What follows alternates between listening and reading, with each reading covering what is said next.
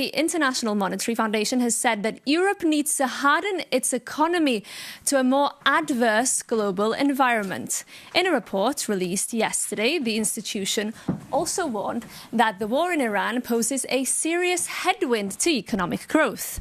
It said that in the most severe downside scenario, the Eurozone could edge closer to a recession. Now, joining me in the studio this morning to discuss more is the author of that report, Helge Berger, who is the Deputy Director of IMF Europe. Good morning, sir. Really good to have you. Good morning, Matt. We know that there's still major uncertainty over the situation in the Middle East and in Iran. But as you see things this morning, what is the economic outlook now for Europe? Well, when we started thinking about the outlook first, early in the year, we thought we would be upgrading growth in Europe, especially for the Eurozone. That's not what happened. With the outbreak of the war and the higher energy prices, things have taken a turn to the worse. So currently we think that growth will be around 1.1% this year and 1.2% next year, significantly lower than what we initially expected. This is because consumers feeling the pinch in their budgets, they're spending less, investors have a higher cost of doing business, so they're more careful.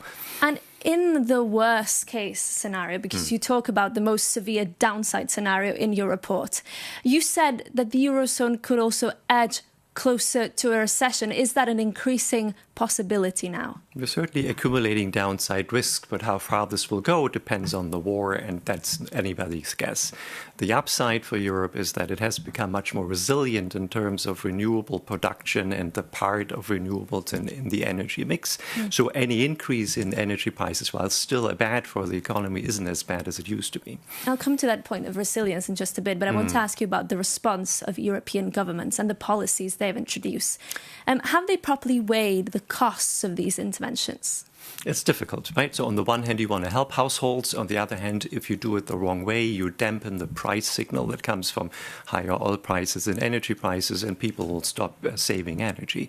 So you want to target the support. You want to go to the vulnerable households and help them directly where it hurts, but you don't want to sort of do more damage than good with these kind of measures. And have those measures been targeted enough, would you say, in general?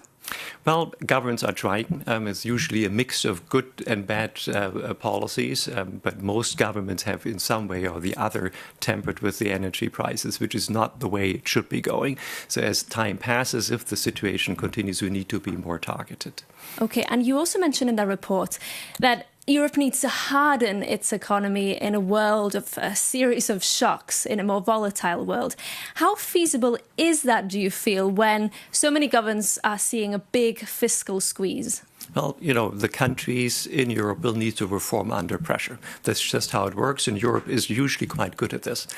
So we need to make progress. We need to deal with the single market, which is still much more fragmented than we would like it to be. Lots of trade, lots of activity stops at the national border. That's not what we want. Think about electricity. A unified electricity market would do wonders for the European economy. Prices would be lower. They would be less volatile. That is the way to go. Makes the European economy more resilient and growing faster in an adverse world. And very briefly to close, we know there's also a big issue of Europe's competitiveness in the world right now. You did flag in that report yesterday some small concerns over some measures, including the Industrial Accelerator Act, this new measure to shield homegrown industries. Industrial policy has a role to play, but it's very limited, where markets fail and governments need to step in. But it's not a cure-all.